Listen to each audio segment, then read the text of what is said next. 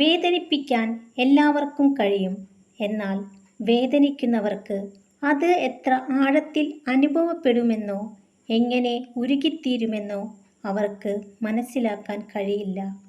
ഒന്ന് ക്ഷമിക്കാൻ കഴിയാതെ, ഒന്ന് തോറ്റുകൊടുക്കാൻ കഴിയാതെ നേടിയെടുക്കുന്നതൊന്നും പിന്നീടുള്ള ജീവിതത്തിൽ സമാധാനം നൽകിയെന്ന് വരില്ല. ലോകത്തിലെ ഏറ്റവും മികച്ച അധ്യാപകരാണ് ജീവിതവും സമയവും. ജീവിതം സമയം നന്നായി ഉപയോഗിക്കാൻ പഠിപ്പിക്കുന്നു. സമയം നമ്മെ ജീവിതത്തിൻ്റെ മൂല്യം പഠിപ്പിക്കുന്നു. ആളുകൾക്ക് നിങ്ങളെക്കുറിച്ചുള്ള അഭിപ്രായം മാറ്റാൻ നിങ്ങൾക്ക് കഴിയില്ല.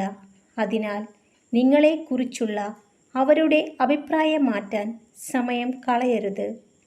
നിങ്ങൾ നിങ്ങളുടെ ജീവിതം നയിക്കുകയും സന്തോഷമായിരിക്കുകയും ചെയ്യുക. നിങ്ങളുടെ സന്തോഷത്തിന് നിങ്ങളാണ് ഉത്തരവാദി. മറ്റുള്ളവർ നിങ്ങളെ സന്തോഷിപ്പിക്കുമെന്ന് നിങ്ങൾ പ്രതീക്ഷിക്കുന്നുവെങ്കിൽ നിങ്ങൾ എപ്പോഴും നിരാശയിലായിരിക്കും. ചില ആളുകൾ വ്യാജപ്പൂക്കൾ പോലെയാണ്. അവർ അകലെ നിന്ന് നോക്കിയാൽ മനോഹരമായി കാണപ്പെടുന്നു. പക്ഷേ നിങ്ങൾ അടുത്തു പോകുമ്പോൾ അവ എത്ര ഉപയോഗശൂന്യമാണെന്ന് നിങ്ങൾക്ക് മനസ്സിലാകുന്നു. ജീവിതം ഹ്രസ്വമാണ്. നിങ്ങളെ ചിരിപ്പിക്കുകയും സ്നേഹിക്കുകയും ചെയ്യുന്ന ആളുകളുമായി അത് ചെലവഴിക്കുക. നിങ്ങളോട് സത്യസന്ധമായി പെരുമാറാൻ പോലും കഴിയാത്ത ആളുകളിൽ നിന്ന് വിശ്വസ്തത പ്രതീക്ഷിക്കുന്നത് നിർത്തുക. നിങ്ങൾ മറ്റുള്ളവരിലെ നന്മ കണ്ടെത്താൻ ശ്രമിക്കുമ്പോൾ യഥാർത്ഥത്തിൽ നിങ്ങളിലെ നന്മയാണ് കണ്ടെത്തുന്നത്. മറ്റുള്ളവർക്ക് നല്ലത് ആഗ്രഹിക്കുമ്പോൾ നല്ല കാര്യങ്ങൾ നിങ്ങളിലേക്ക് വന്നു ചേരും. ഇതൊരു പ്രപഞ്ച സത്യമാണ്. സ്വന്തമായി നിലപാടുള്ളവർക്കേ ശത്രുക്കളുണ്ടാകൂ. അല്ലാത്തവർ എല്ലാവർക്കും പ്രിയപ്പെട്ടവരായിരിക്കും.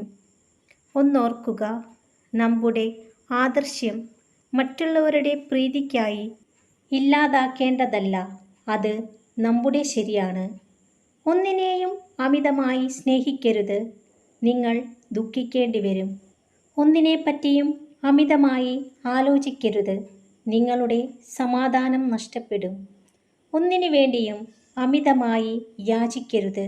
നിങ്ങൾ അപമാനിക്കപ്പെട്ടേക്കാം. ഊഹങ്ങൾ തെറ്റിയേക്കാം, പക്ഷേ അനുഭവങ്ങൾ തെറ്റില്ല. കാരണം ഊഹം നമ്മുടെ മനസ്സിൻ്റെ സങ്കല്പവും അനുഭവം ജീവിതത്തിലെ പാഠവുമാണ്. ജീവിതത്തിലെ ഏറ്റവും വലിയ തിരിച്ചറിവ് നമ്മൾ എപ്പോഴും തനിച്ചാണ് എന്നുള്ളതാണ്. ഓരോ അവഗണനയും ഓരോ ഓർമ്മപ്പെടുത്തലുകളാണ്.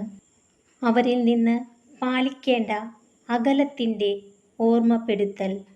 ഒരാളെ മാത്രം നമ്മുടെ ലോകമായി കാണുന്നതാണ് തെറ്റ്.